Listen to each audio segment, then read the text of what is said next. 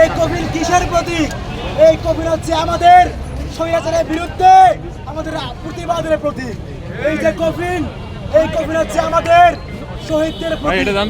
আপনারা জানেন গত বছর এমন দিনে আওয়ামী ফ্যাসিবাদের বিরুদ্ধে লড়াই করতে গিয়ে আমাদের যোদ্ধা শহীদ আবু সাঈদ ওয়াসিমরা জীবন দিয়েছিল। আজকের এই মিছিলের মধ্য দিয়ে আমরা আমাদের বীরদেরকে স্মরণ করছি।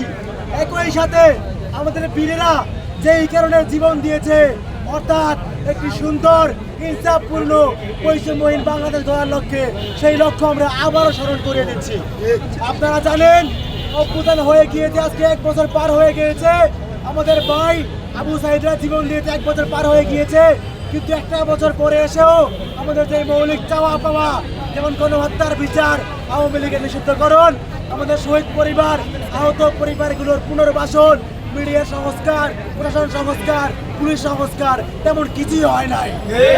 আপনারা জানেন আজকে গোপালগঞ্জে খুনি আওয়ামী লীগের প্রেতাত্মারা আজকে আবারও জুলাই বিপ্লবের সৈনিকদের হামলা চালিয়েছে এবং সেখানে পুলিশ সেনাবাহিনী থাকতেও তারা হামলা চালিয়েছে।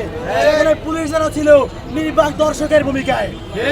জানেন জুলাইতে আমাদের ভাইয়েরা যখন দেশের যে রাস্তায় নেমে এসেছিল, সেইখানে হাসিনার পুলিশ আমাদের উপরে লিথেল ওয়েপন চালাইছিল, দিয়ে গুলি চালাইছিল।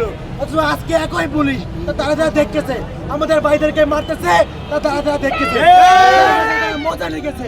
এই যে লজ্জা, এই লজ্জা আমরা কোথায় রাখবো?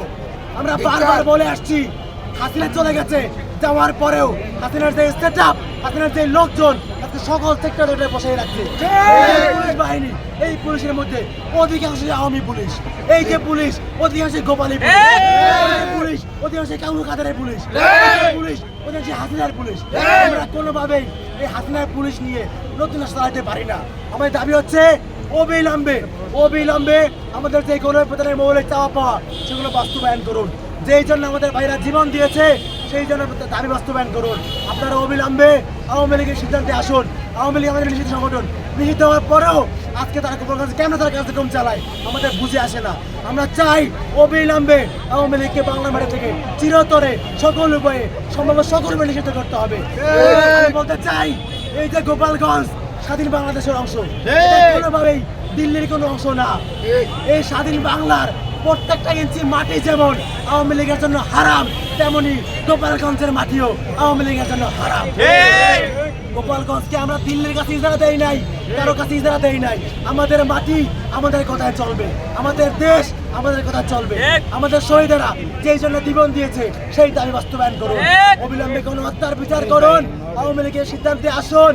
আপনারা সংস্কার করুন, মিডিয়া সংস্কার করুন, প্রশাসন সংস্কার করুন এবং আল্লাহর ওয়াস্তে জুলাই ঘোষণাপত্র দেন। প্রিয় ভাইয়েরা, আল্লাহর ওয়াস্তে জুলাই ঘোষণাপত্র দেন। 1টা বছর হয়ে গেছে, 1টা বছর পরে এসেও আমরা ঘোষণাপত্র পাই নাই। অবিলম্বে ঘোষণাপত্র দিন, সংবিধান ইনক্লুড করুন। আমরা আর কোনোভাবেই রাস্তায় নামতে চাই না। আমরা বলতে চাই, রাস্তায় আমরা নেমেছিলাম জুলাইতে, বারবার রাস্তায় নামতে হয়, তাহলে জুলাইতে আমরা কেন নামছিলাম? বারবার নামতে চাই না। এই ইন্টারিম, সুশীল ইন্টারিম, অথর্ব ইন্টারিম, আমরা তাকাও, আমরা আর পারতেছি না। বারবার রাস্তায় নামার ইচ্ছা আমাদের নাই।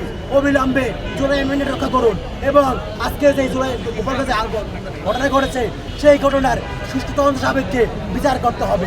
আরেকটা দাবি, আজকে যে কুলাঙ্গাররা আমার ভাইদের উপরে হামলা চালিয়েছে, আজকে রাতের মধ্যে গোপালগঞ্জে সারাশি অভিযান চালাতে হবে। গোপালগঞ্জের সকল গোপালীকে ধরে আনতে হবে। এর মধ্যে গোপালগঞ্জকে মুজিববাদ বানানোর যে চক্রান্ত, সেই চক্রান্ত আজকে হাতের মধ্যে নিবেদিত হবে। মুজিববাদ।